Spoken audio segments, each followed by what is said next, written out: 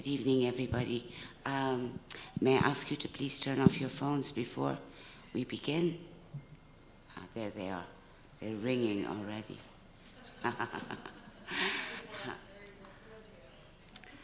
Okay, it's a real delight, actually, to be welcoming Huda back to Oriental Hall in the context of this lecture series, the In Translation lecture series. Huda and I go back a very, very long way. She is first and foremost one of my dearest friends, but she was also my colleague in the Department of Arab and Islamic Civilizations, where she taught Islamic cultural history for many years. And since she left, the department has not been the same. It's not the department that, that we knew when she was there. Anyway, she dropped us and took up another more interesting career as a visual artist. After many years of experimentation, actually, it wasn't a sudden sort of haphazard decision. She was well prepared for this transformation, if I may call it. And her first solo exhibition was held here in the Ewart Gallery upstairs in 1998. And it was entitled Women and Memory. And I had the privilege to be invited by Huda to her home as she was preparing for the exhibition. So she had all of the paintings on the floor in her living room, and we were supposed to frame them and name them and price them together. And so we did all of that. And when it came to pricing, she would look at each one and say, give a figure, which I thought was a bit, high for someone who was exhibiting artwork for the first time. And so I said, listen, Huda, these prices are somewhat prohibitive. And she said, well, yeah, I know, but I don't want to sell them. I don't want to part with them. And believe it or not, this show, the entire collection, was sold on the first night. I mean, she was sold out on that first night. So those were our great memories of these early beginnings. She, since then, of course, has held several solo and group exhibitions locally, regionally, and internationally, in Cairo, in Dubai, in Paris, in Greece, in New York, in Amsterdam. Am I missing something? No, I'm not. And many other places, exactly. I could say that, from the titles of her exhibitions, one could sort of capture one of the dominant features or hallmarks of her work, this idea of bricolage, right?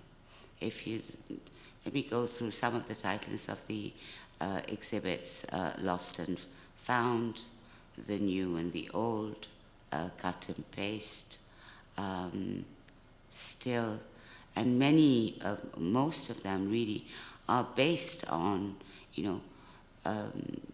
found objects, many found objects to which she gives new life.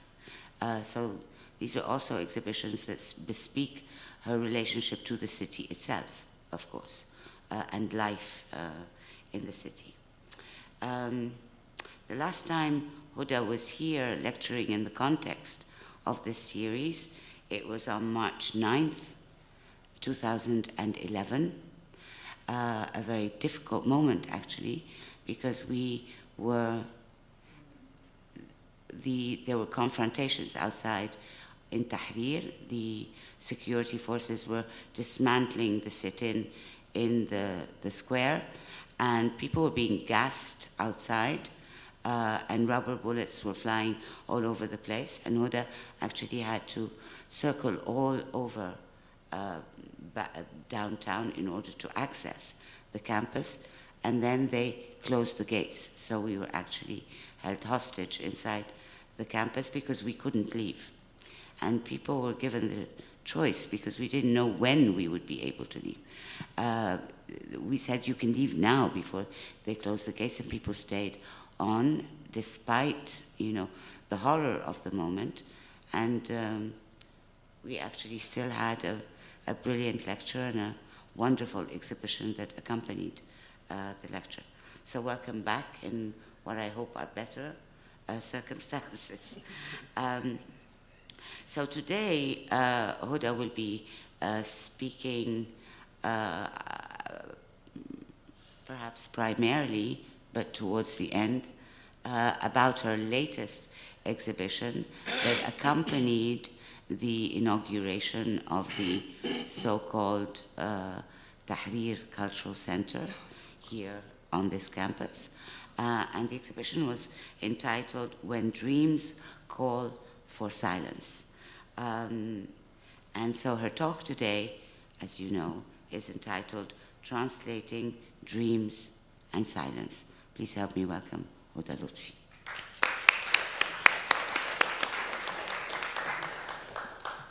Thank you, Samia. Thank you, Translation Studies. Thank you all for coming.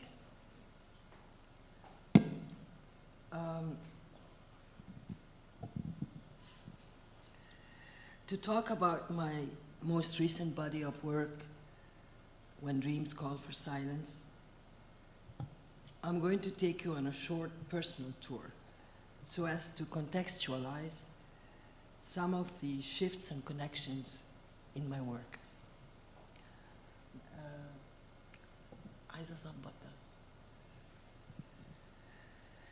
Like an archaeologist, I go scavenging through Cairo's rich layers of archival traces.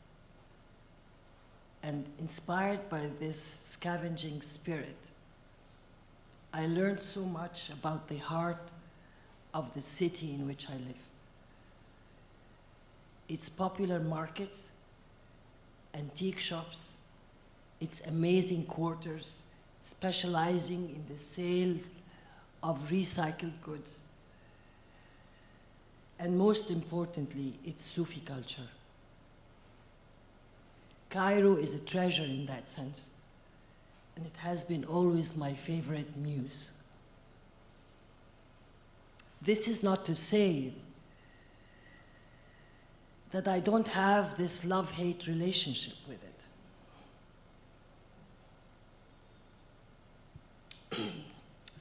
In my work, I cut and paste images and juxtapose objects to construct my visual narratives.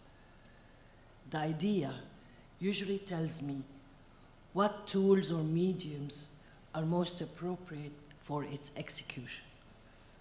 Collage, installation, painting, cutouts, photography, assemblage, animation, or video. Of course, with this help of artist specialists. In 2010, marks an important step in my practice. I took photography workshops and bought my first digital camera. And I was finally taking my own photographs. I used to steal photographs from other people. So I wanted to explore the streets of Cairo. I took my camera on my daily walks of the city, and it wasn't without problems. People were suspicious, and the police were even more suspicious.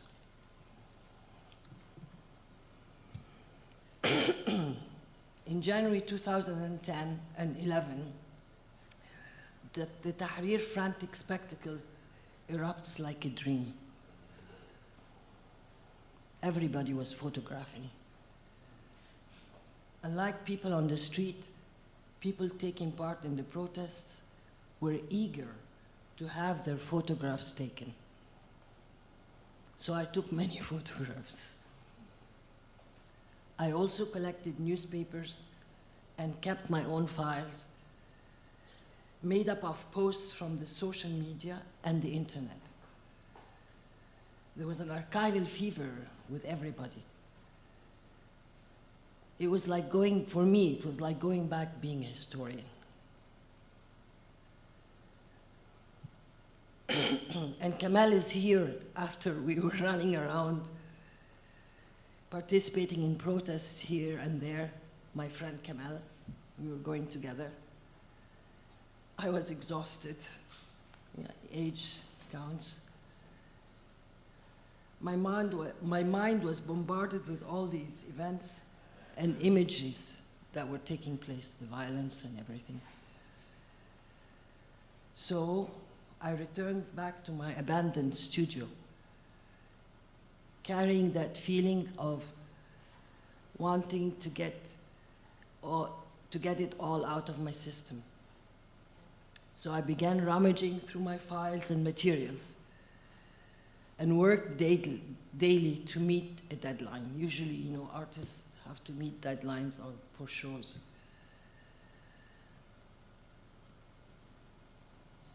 In 2013, end of 2013, the Townhouse Gallery hosted my exhibition, Cut and Paste. This body of work is sort of a translation of a lived experience. I tried, I'm going to do this because I'm fed up, to capture these fleeting moments and moods that would normally be edited out of conventional historical narratives. I had no pretensions that this would be a comprehensive record or documentation of events. Instead, I was simply attracted to materials which triggered emotional reactions, things which hit me. It is really more, this body of work, of a personal narrative, non-linear, blurry in its presentation of events. So I'm going to show some images from Cut and Paste. Can we dim the light a bit, please? Can you see what's this? Okay, this is called Marching. It's one of the pieces that it's made up of cut-out photographs that I've taken in Midan al-Tahrir when the soldiers kicked out the protesters from the Midan, and they were running after them. And this is they're only, I took only.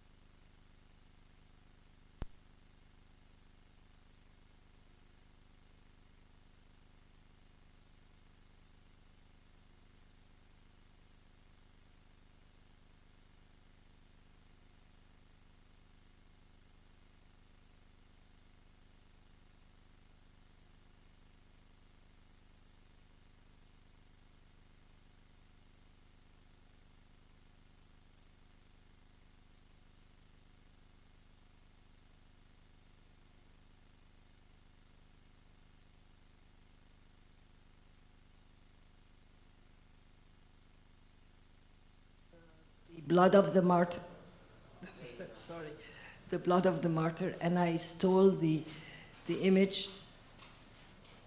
This is a very large piece, I don't know how many meters, 4 meters by 3 or something, and it was in the Townhouse factory. And it's, as I say, I stole this image from the internet of the robe, the white robe of a medical doctor who wrote on it. I didn't add anything to it except, I drew it afterwards, who drew on it the blood of the martyr.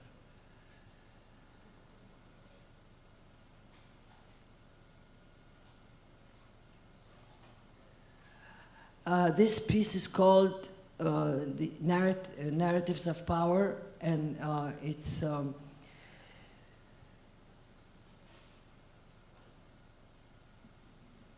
can see the,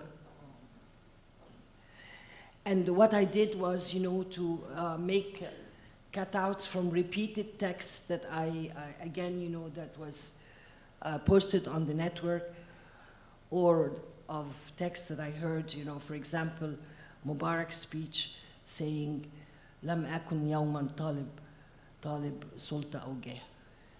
I never wanted to ask for power or fame. So the other one was, another text that was all over the network and the social media, and it was a quote from one of the soldiers in the Medan saying to his boss, "You have taken out the eye of the kid, bravo." No, and also, the other one was the famous statement when the police reported to the Minister of Interior, "الشعب ركب يا باشا." So anyway, this piece particularly, archives some of the most, يعني إيه كانت في كل حتة. Some of the most prevalent statements that were, in the social media and, among the protesters and everything. So, I wanted to archive these statements in a piece like this with a flat bodies of military figures.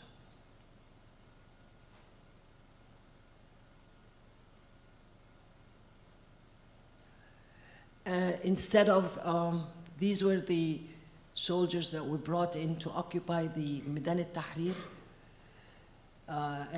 and who kicked out the protesters. So we made friends with them, and I asked them if I can photograph them, and I did. They were very happy. They were like 18 years old, 20 years, very young. And the reason why I cut their portraits, as you can see, they're all cut. They're collaged, on this, on the supposedly Tahrir, the Tahrir roundabout, which used to be green. And I cut them out because I think they were, I felt, at least this was the way I saw it, that they were torn, They didn't understand why they were there. And then some of the youth were telling them that we are here for you because of their, these young boys, they come from very poor backgrounds.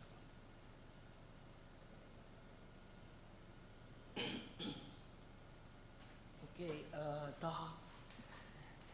Okay. By 2016, even 2015, it was clear to me and many others that the political was becoming a problematic issue. I would have never been able to show this if it was in 2015 or 16, never.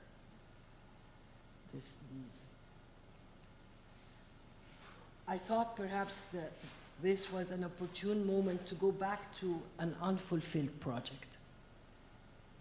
Those heavily made up, sexualized mannequins endemic to the city of Cairo and its shops. How can you avoid them when you walk around in the city? The doll and the mannequin have often appeared in my earlier works.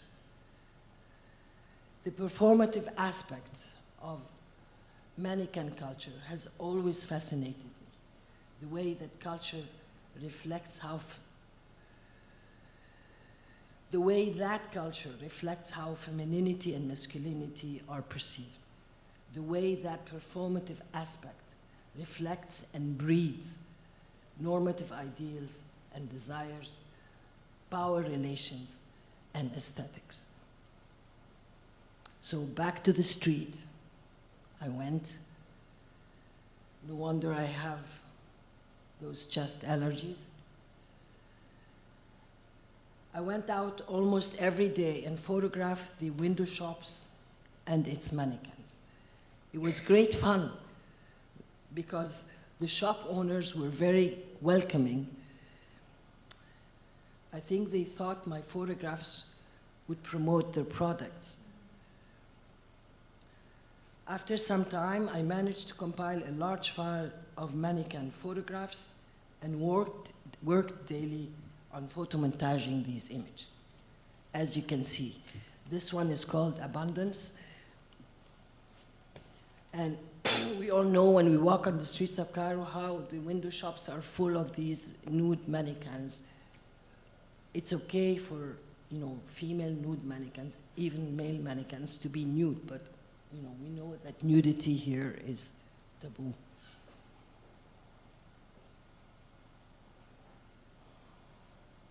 This show took place in 2016 in Dubai at Third Line. Unfortunately, I didn't show it here. And we titled it Magnetic Bodies Imaging the Urban.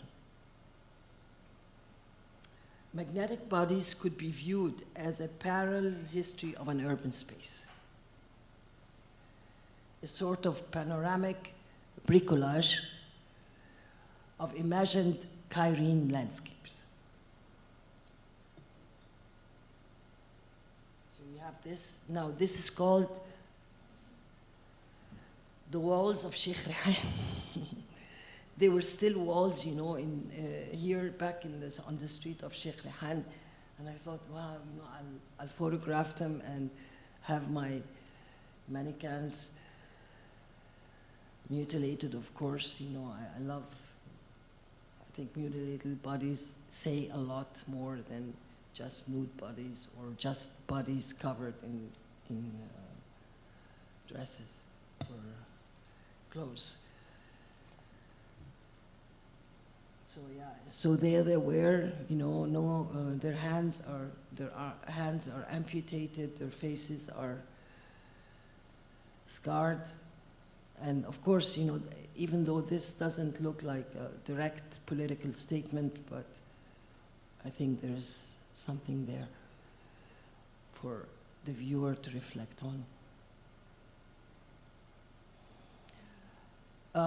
It was like, also, you couldn't avoid seeing the rise in the images of militarized, especially the women. They never, the male mannequins didn't wear these military uniforms. I call this plastic.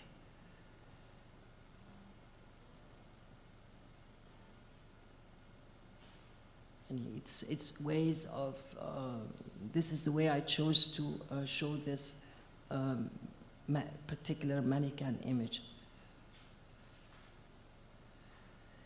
Okay, this is a panoramic view. It's a huge collage piece or photomontage because it's all made up of photos that I took on the streets. So it has different aspects of Cairo, multi-layered aspects.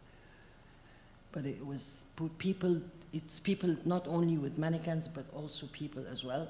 The residents of Cairo.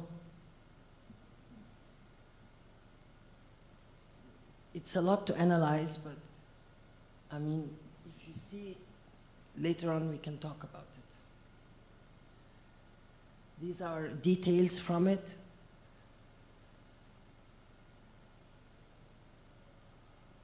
Again, here there's a mannequin dressed in army uniform, sexy army uniform this time. And then I played also with the graffiti, that used to be, such an important aspect of Cairo when it was in protest. الخط الأحمر بقى دمه تقيل. you know, protesting against, you know, that red line that we always have to take care not to cross. And these mannequins were from Sayyida Zainab. I liked particularly the mannequins in poor neighborhoods because they weren't careful with, you know, their hair was all in shambles. I mean, they really looked more interesting than the very chic mannequins you find in Zamalek or Muhandisin.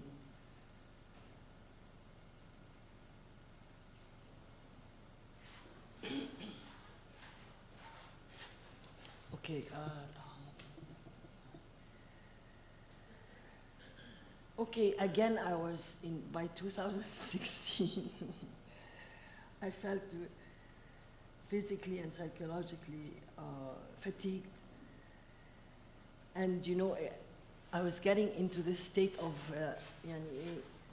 بلا خوته بقى. يعني, you know, we don't want any dawsha. You know, my mind was, you know, that's what my mind was feeling.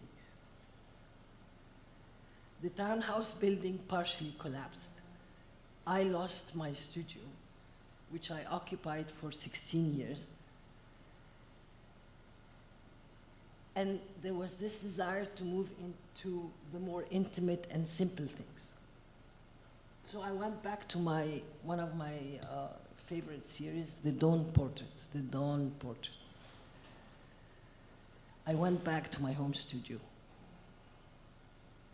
Normally, I would wake up very early in the morning. Then I would sit and work.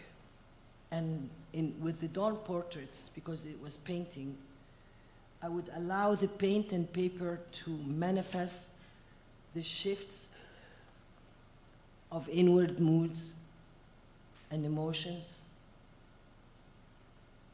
and turning more to effortless doing. It is always fun to watch the alchemy of mixing paint. And I'm sure Ali Fahmy knows what I mean. I only painted faces for the Dawn Portraits.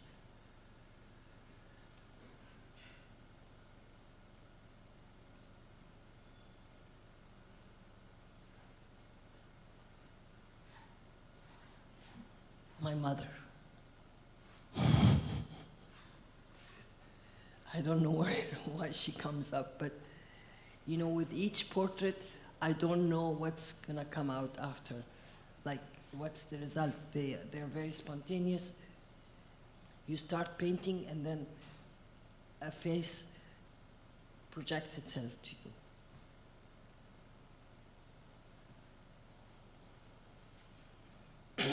Note that, you know, there are many portraits. I mean, I selected only a few, so there were many portraits that I felt like were almost meditating, except for my mother.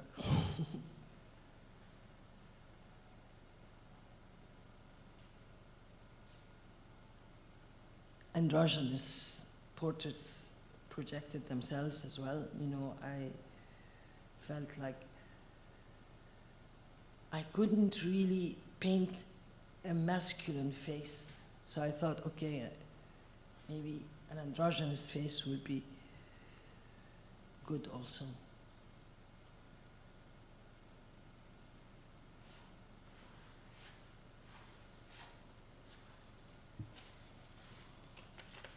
And the Dawn Portraits were shown at the Gypsum Gallery in Cairo. So 2016, 2017. I call this period Lost in Translation. We're coming close to dreaming, to dreams and silence. The mood of the political climate around us was a powerful factor. Feeling of isolation, fear, loss, questioning what's going on, where are we going, where are we from all this? And I felt the need for some sort of communal support. So we started meeting with other artists, 6 of us, met over a period of maybe 1 year. Similar feelings.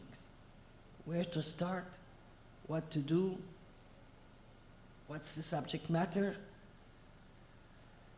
There was a dead end feeling. Anyway, so I suggested, and others did, let's do something together. Encourage and support one another, which doesn't happen very much in the artist community. Death as a theme popped up. It really popped up. So let's do death. In the end, we opted for something more hopeful. Let's reflect then on existential questions. Let's make it the cycle of life and death, destruction and creation. I mean, let's rise from the ashes.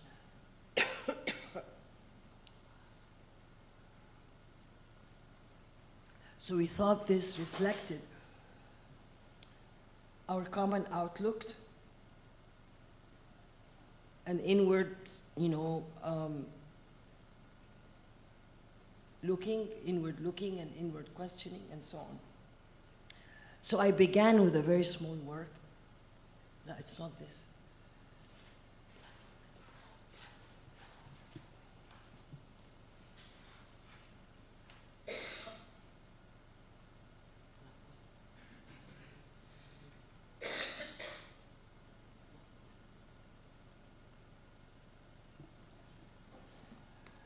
So I began with a very, very small work on paper. I said, okay, let's do death, in the cemetery. So this was my first work, and when we were preparing for the exhibition here at Margot Vaillant, I gave it the title Home.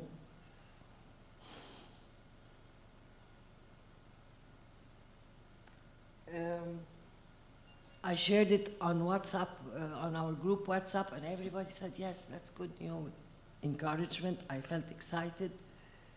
And, you get that feeling of excitement that normally accompanies any creative act, however modest. So I continued. So this was great, it was, okay, let's move in this direction. Then one image followed another. I had time, no rush, no one's telling me give a show or whatever.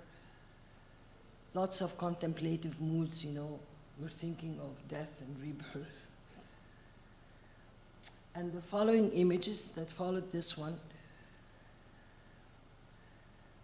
represent the earliest attempts, translations, evoking notions of final return, rest, notions of farewell, reflections on the finality of death.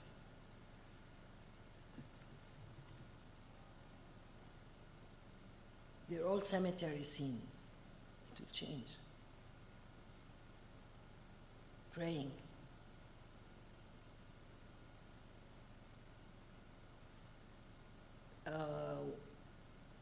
Looking this way, but like this hesitancy in accepting this finality of death. Maybe, I don't know, it could be something else. Farewell.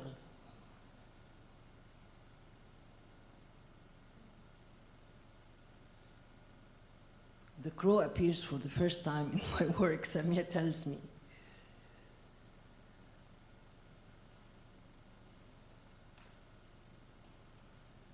The golden bed, mutilation.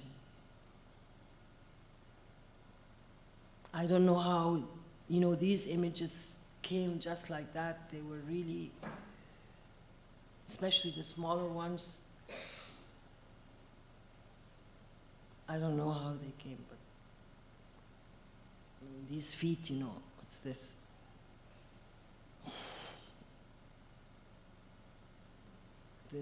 The white bride with one eye open, one eye closed. Again, is she preparing for something, a finality of something?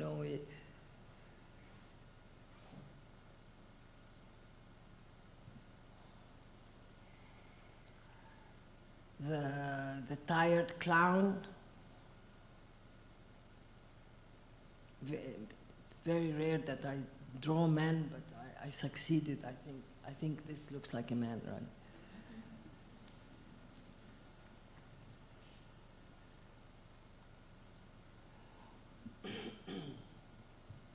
My cat appears in my drawings. My dead cat, Samara, she appears there. I disappear. So I reverse the state, the situation. Another bedroom scene. Samara again. My shoes are there, but I'm not there, maybe. Someone is not there, someone disappeared. Resting.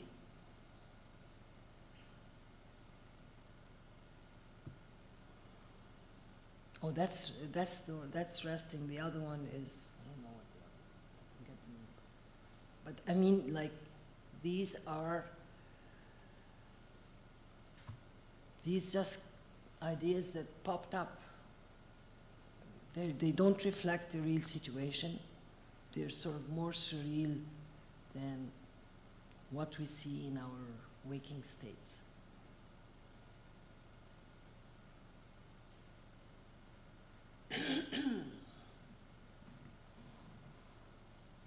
Gazing at dead corpse. I mean, maybe these things are coming deep from inside, from what we've seen also, what we've experienced, what we see in the media all the time around us.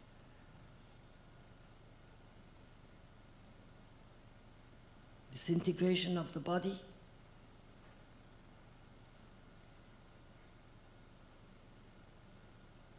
Heads only, with a pink boudoir, you know, this touch of femininity, with women's heads lying about.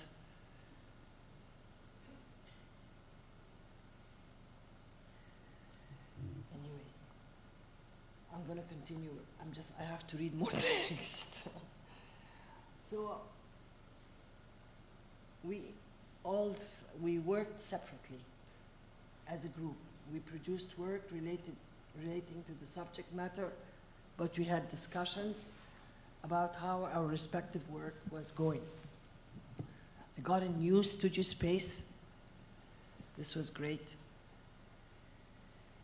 And as time went by, we had to discuss possible venues to show our works. We made a collective decision not to show the work in a commercial gallery and to explore abandoned spaces downtown. There are so many. But then the problem was, who will be curating the show? Who will be around every day to take care of the space and the works? We didn't have any institutional support, and none of us had the energy to take on the curatorial part of this project. Sadly, the idea of a group show was gradually abandoned.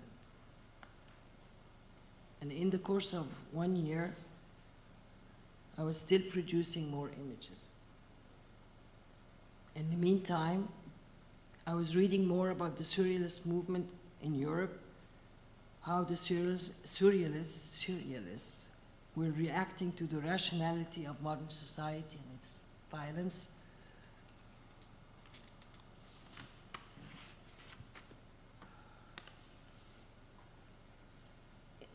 In my experience, the process of working on this new body of work involved delving into the subconscious mind, exploring the intuitive and the non-rational. So various ideas came up, as you have seen. Dreams conjuring the fear of disappearance and loss. Dreams of processions that you will see, going into unknown spaces. The domestic as a comfort zone or a discomfort zone. Fear of bodily disintegration. Dead cats appear in my bedroom. There was a lot of grappling with how to translate these emotions of the subconscious into images. But they kept popping up. It was like purging my system of fears and emotions lurking deep down.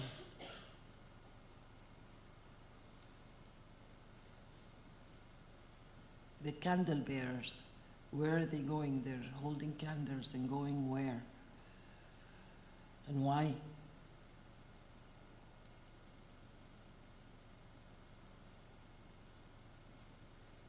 Dreams time. This, you know.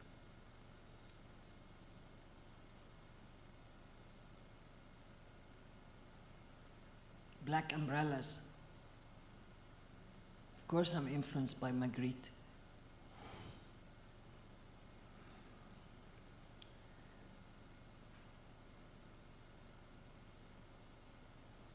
So having completed over 20 or more dream works,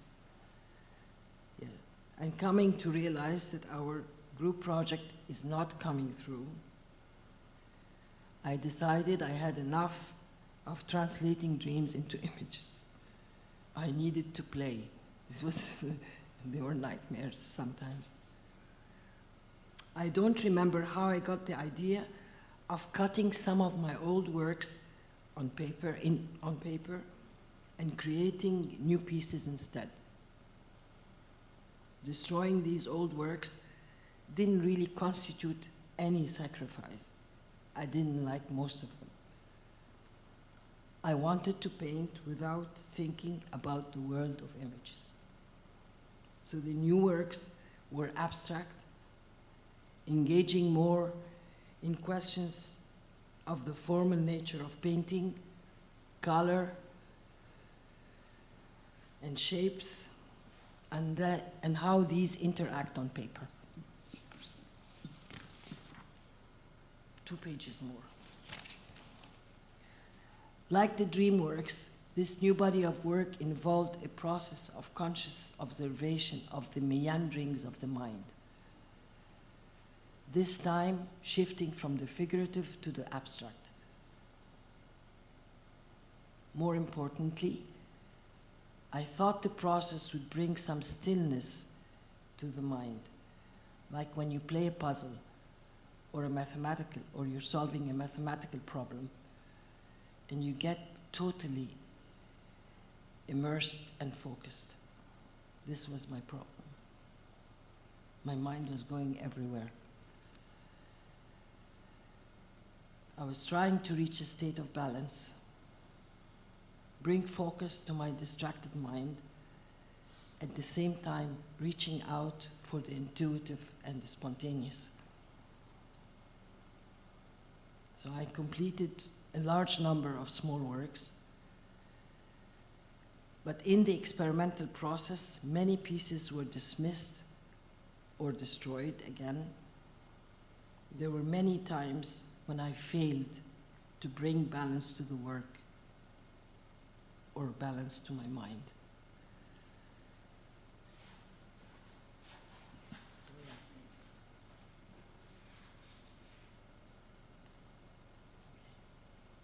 That's the one. Yes. There are no titles. Just the idea of balance and play of form and colors. No, it's not. We have to the next. Remember the one. Yes.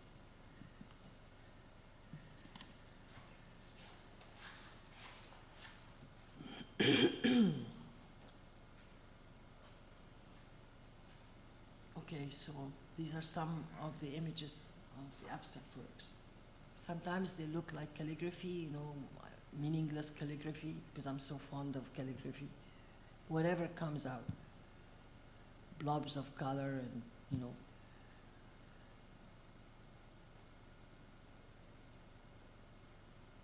Remember, these are all old works that I cut out.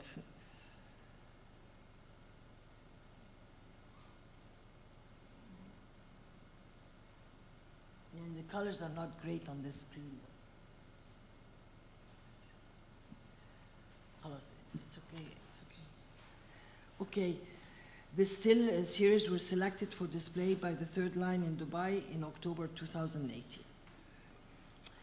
In the same month of October, and this doesn't happen very much, I received a studio visit from Shiva Balaghi, a friend and curator who lives and works in LA.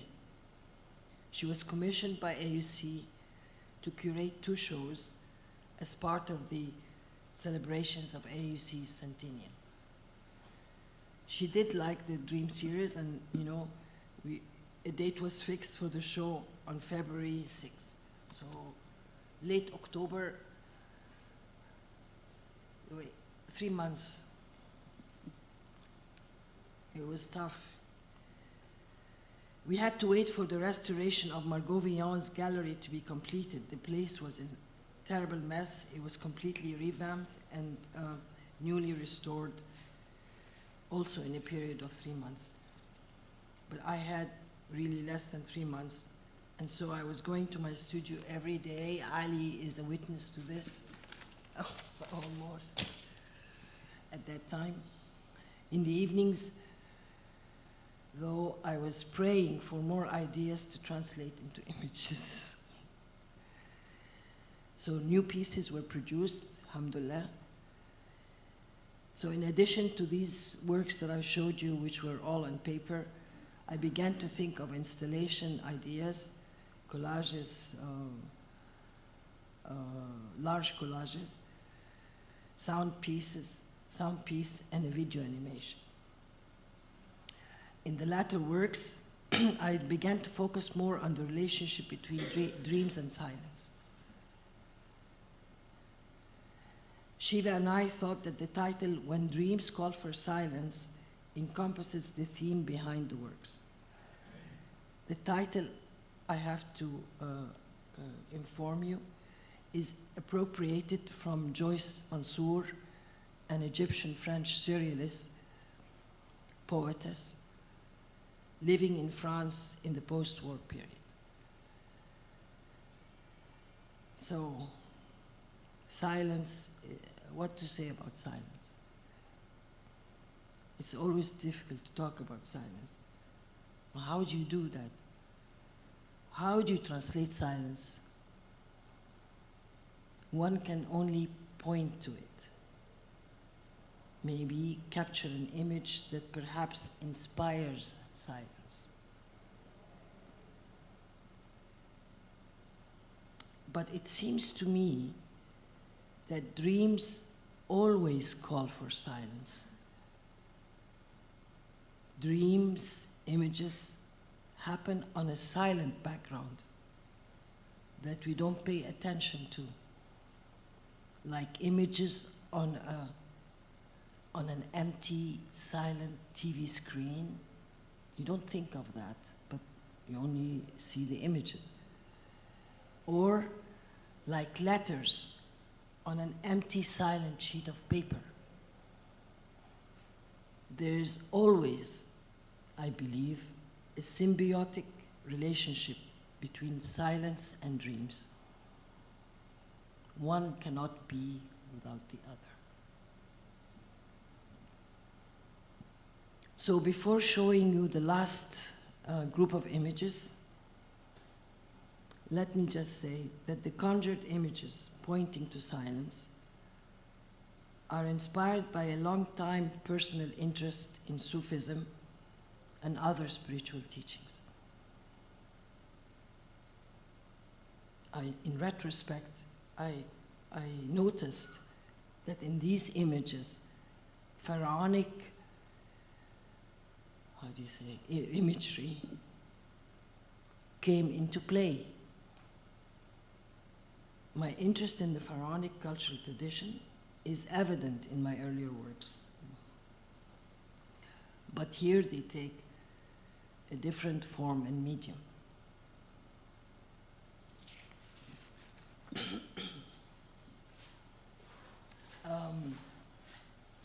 Yes, I think I want to talk a little bit about this Sufi and pharaonic interest in the sense that it's a cultural tradition that is has existed in this place for a long time, very powerful. And as an artist, I feel I need to invest in that tradition to make it more relevant for people, for people who partake of seeing these images.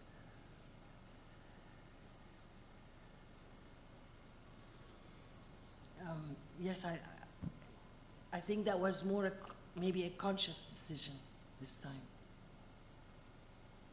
The sitting figure, for example, which I made into a more abstract figure.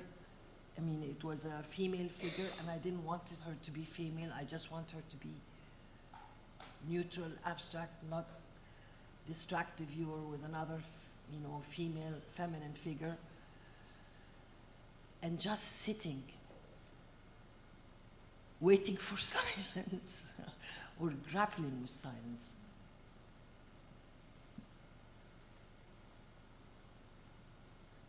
I don't know which, they're so small. The one you didn't, no.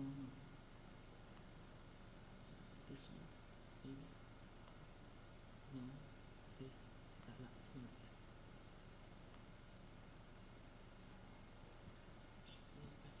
We didn't take it.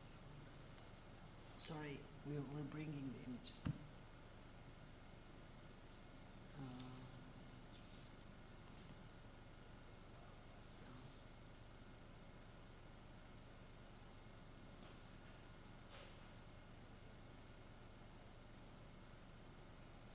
Yeah, we have to show these all of these. Yes, all of these.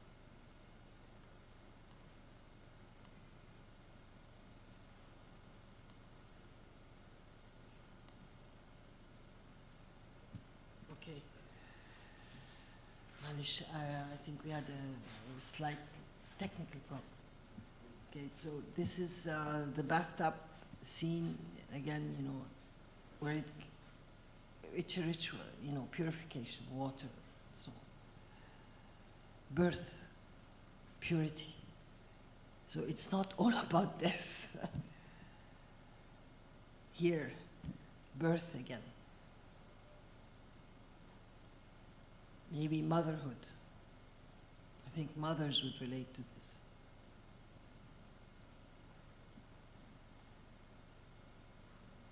Babies again. Here, more sinister scene. It happens like this. The seesaw. Things are changing all the time. Life is ephemeral. It's never stable, like a seesaw. The chair.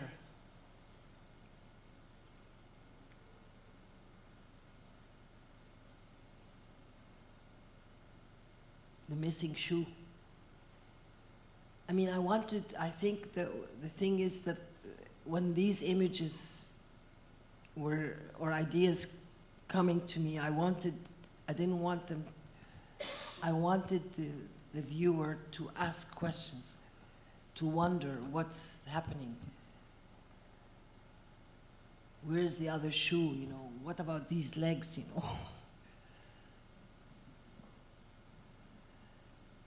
Attachment. How we're so attached to things, to life. Inside out, we don't know. I mean, she's going in, but we don't know what's inside here. It's the unknown, and we come from the unknown. So we go into the unknown, we come out of the unknown. The last gaze. So I wanted, while I was doing this portrait, I really was thinking that how I wanted the gaze to be the last gaze. I was thinking, this is going to be the last gaze.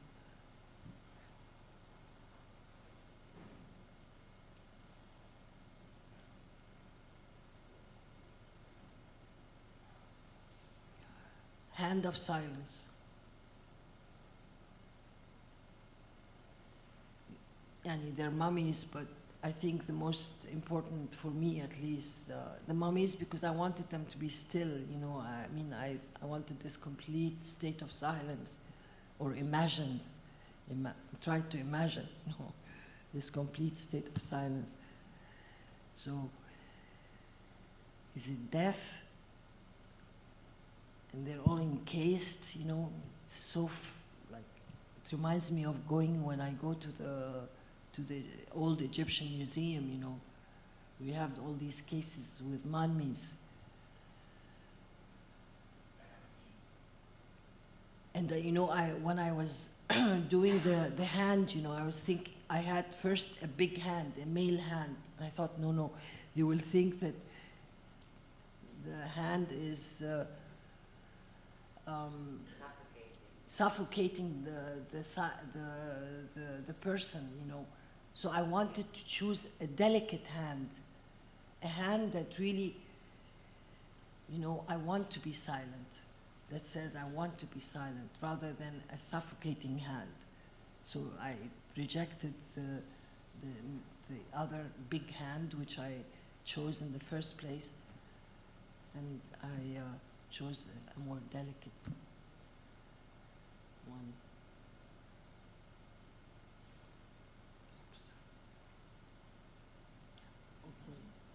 Okay, so this piece really, I finished it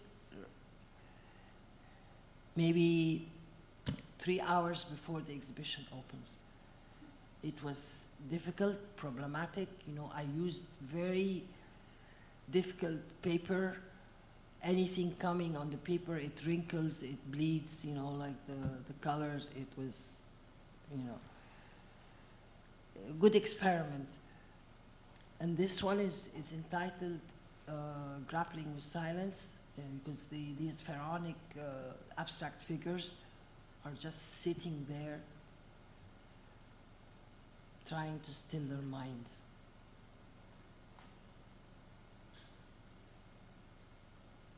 This is take another smaller piece with the same idea, you know, I called it sitting. You know, in the Zen tradition, you have the Zen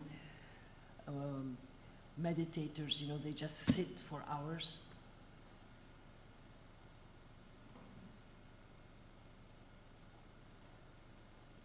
And as you can see, you know, like they don't know, you don't know if it's a man or a woman.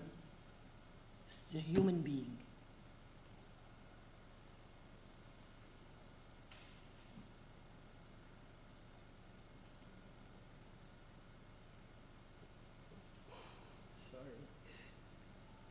Okay, so I mean, I also imagined that, you know, like if you, this is very much inspired by Rupert Spira's sound video, where he says that you're just a vibration floating in the breeze.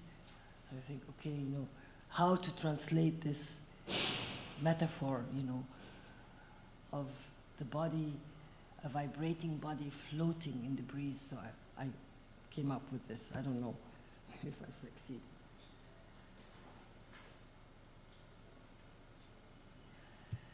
Remember the first image you saw when you came in of the soldiers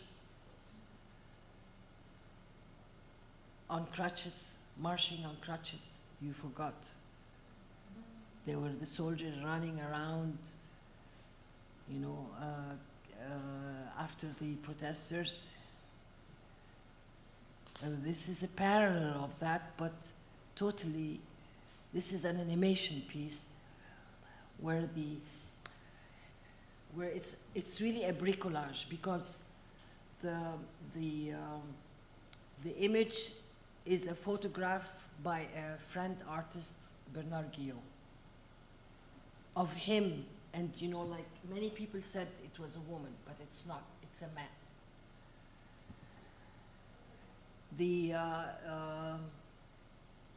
So yes, it's a photograph. It's, you know, again, you know how I always use repetition to hypnotize the viewer and myself. Very important in terms of my work. and then it's moving, you know, so it's a very modern, a contemporary medium. And there's Vivaldi, so it's a, you know, a bricolage of different materials and mediums, in which I try to hypnotize the viewer's mind in order to still that monkey mind. It's 2 minutes, yes, but I mean, couldn't do more. They were just going and coming, and so where are they going and where are they coming? So when we're born, where do we come from? And when we die, where do we go to? These are questions that one can ask, you know. The sound piece was just this and excerpts from Rupert Spira's meditation piece, in which he is telling his meditators to pour emptiness into the body. Many people missed out on this piece because it was too noisy during the opening of the show, and then later on, just I don't think people have the patience to go in and listen to this, the sound piece. But anyway, I want to end this with pouring emptiness into the body. Thank you.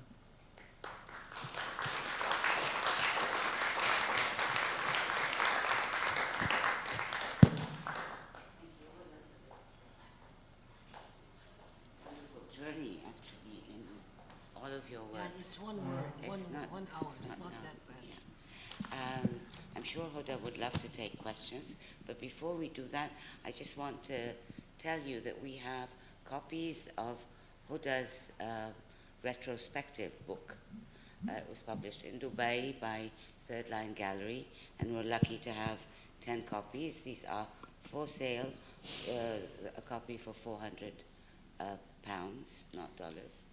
And we also have copies of Alif, the Journal of Comparative Poetics, where I had the privilege of the first interview with Huda about her first exhibit, Women in Memory.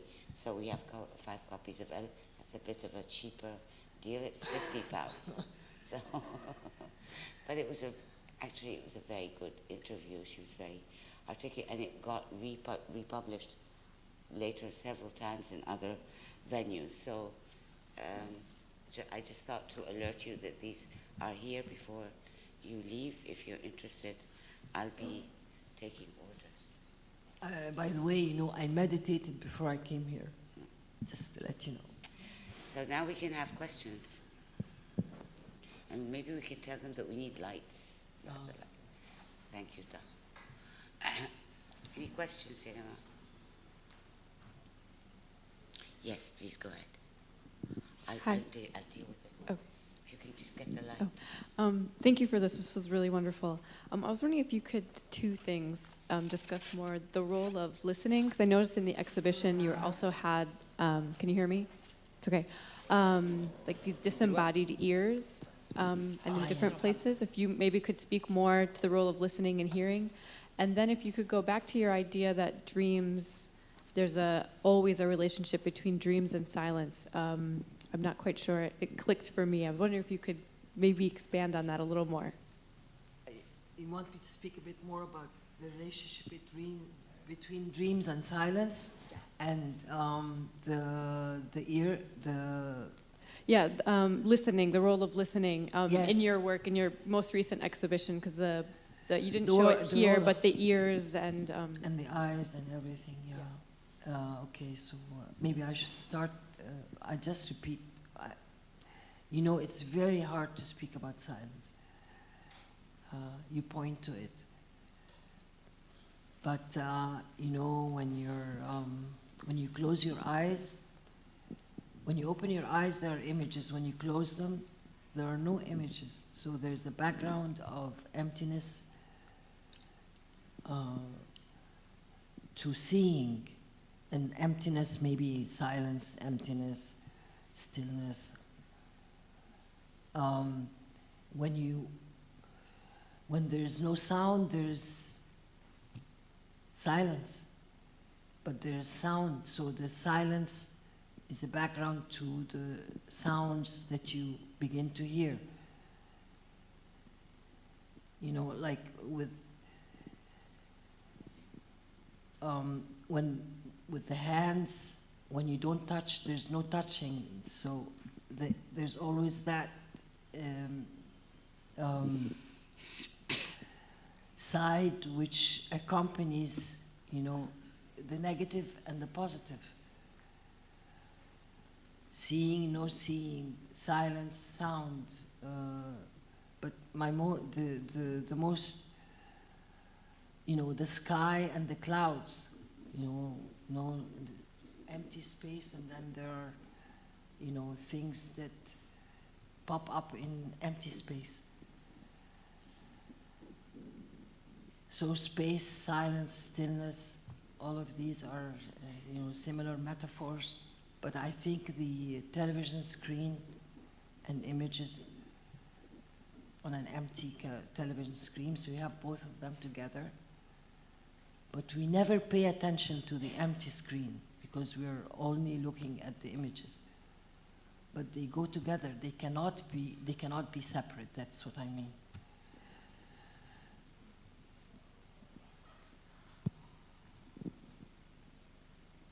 It's just you have to pay attention that they are always together. Oh, I'm just adding. And it's like deep sleep and dreams. Like in deep sleep, there's total silence. So it's within your experience. Deep sleep, dreams, waking state.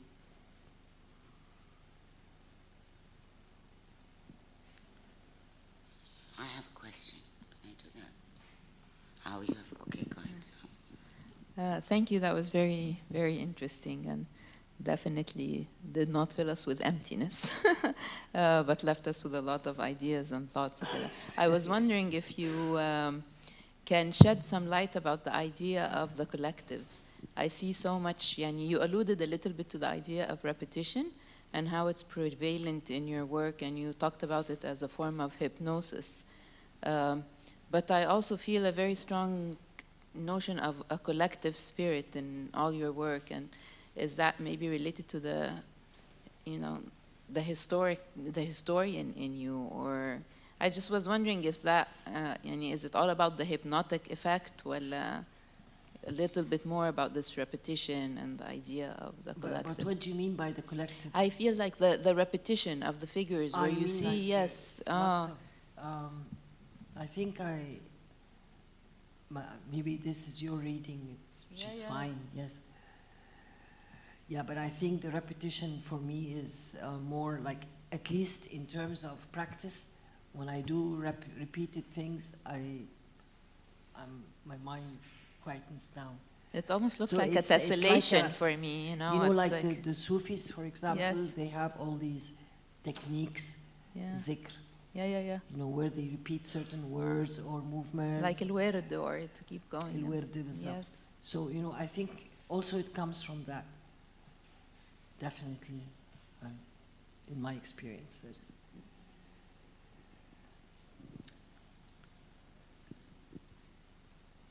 There's a question at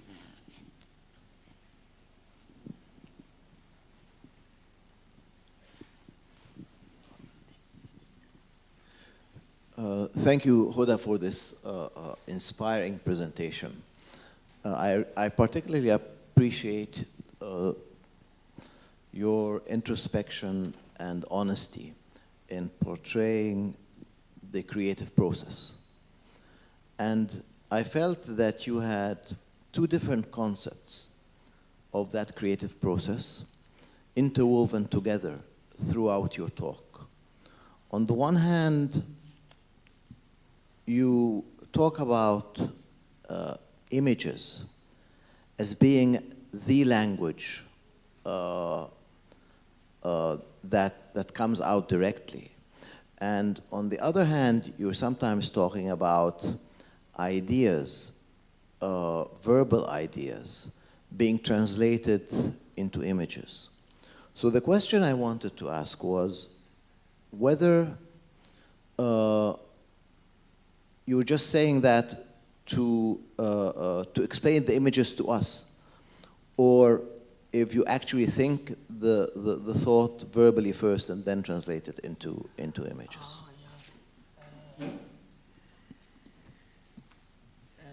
The idea comes first. No, sometimes I see an image and it hits something in me, and another image, is produced. That's how it's both ways. But yeah, ideas inspire ideas. Images inspire images. So yeah, and I look at a lot of art, and I look cinema, a lot of cinema. Some images come from these. I see one image, I say, yes, I want this, and it becomes an inspiration. So I'm constantly stealing.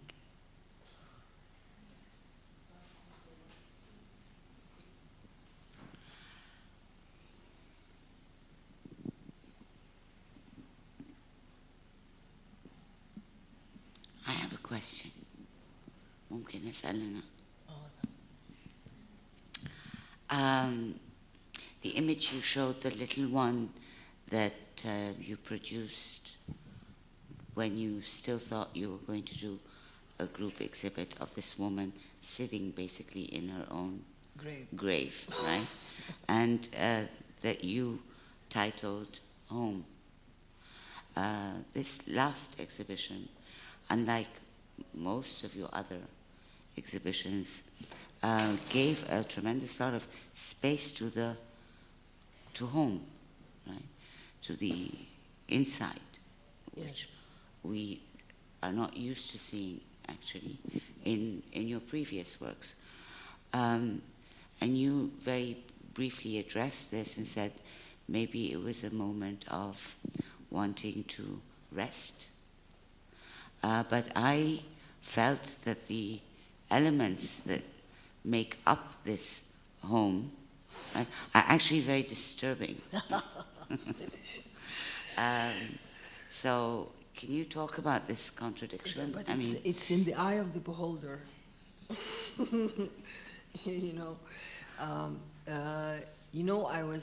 I looked again at this home, this image of the woman in her grave, and it was like she's projecting out. It's like birth. She wasn't dying. She was coming out of the grave. I'm talking about the domestic scenes, yes. Right. Yes, these were, you mean like the ones, the missing shoe, the crooked chair, the dead crooked cat, chair, yes, the dead cat. The crows. These came out. Because you called it a place for rest, Yes, but I also called it the domestic as a zone of comfort and a zone of discomfort. So where nightmares occur as well, yes. The fear of disappearance, definitely a fear that I came out of this experience.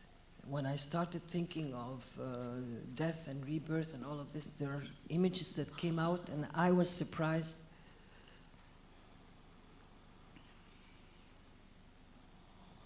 Laura? I agree actually with Samia. I was quite unnerved by the darkness of some of the images. But I think it's interesting. I mean, your work is so deeply personal, and having observed it over the last 8 years, and observing also your journey, and picking up on what Samia just said, when I first watched you make your work, and I would watch you stick those eyes in the bottle caps, and it was very methodical, very kind of, you know, as you say, you were kind of, you know, in the state of meditating almost. You know, it was a way of dealing with what was happening. But you know, and in that way, you kind of stilled yourself in the middle of things that you couldn't control outside of you. And I think this personal shift and this notion of control is a very interesting one.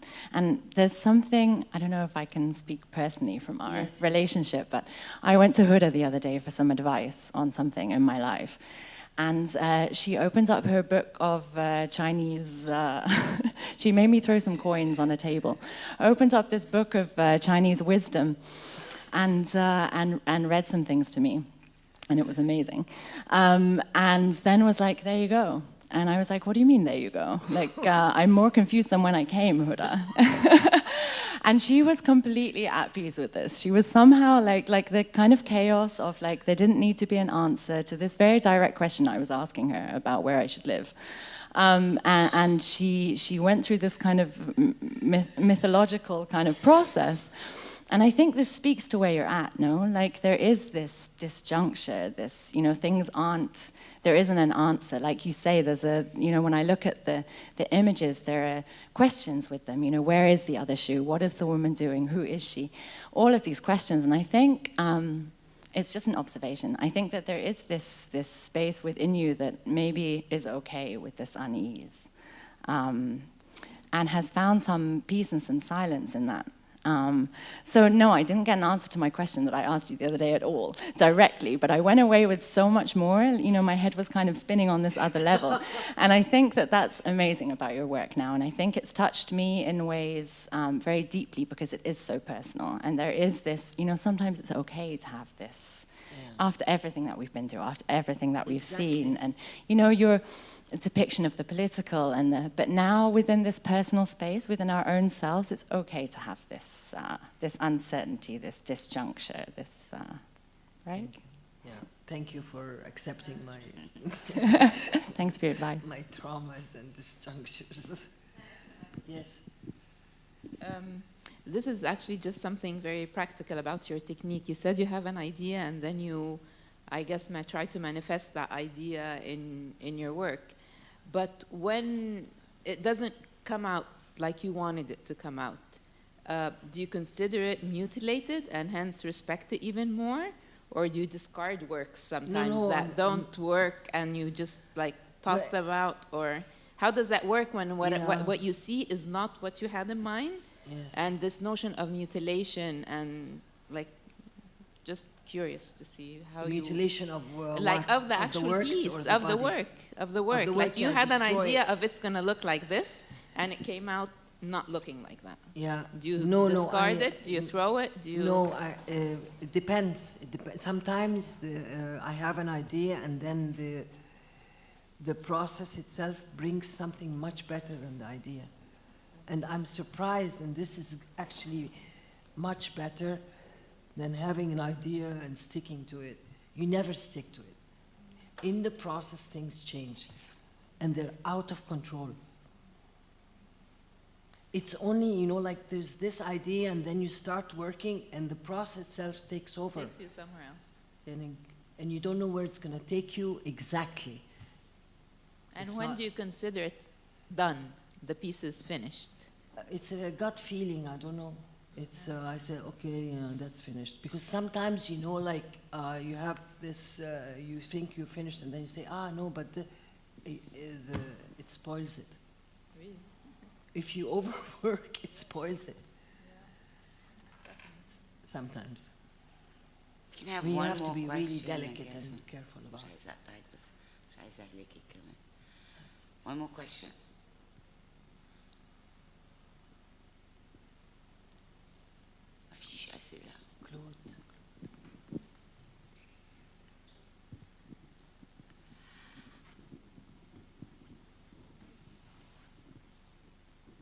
Thank you. I was debating asking this question, but have you ever regretted cutting up the paintings? Higher, please. Have you ever regretted cutting up the painting and producing like the other experiments you were talking about? Have you ever regretted this? No. No, because I didn't like the the older paintings anyway. So I chose the ones that there were many, and I was experimenting earlier, much earlier, and then I had all these people with lots of paint, And do you like the which product? I didn't necessarily like. So I didn't regret it. No. And do you like the product, like the final product in which you used the other paintings? Yeah, I think I liked the outcome, the result of the cutting and pasting and making new, because it took me into a process of concentration, focus, fun, play, you know, and also, you know, like when my mind was distracted, I couldn't do it. So, I mean, I was constantly conscious of how the mind was working throughout this process. So it was, in itself, that was very important for me. That's a lot of work and also a lot of bravery. So yeah, I think this is very brave. Thank you.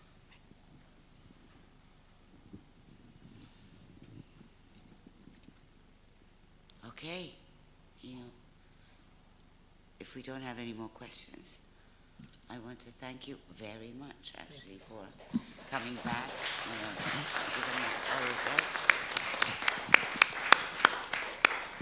And we do have, since our snacks arrived late, we do have some goodies outside and some juice, so we can chat. And if anybody's interested in any of the copies I have here, I'll just sit down for a bit and hand them to you, and maybe Huda can sign them if you're interested. Merci, Hadou.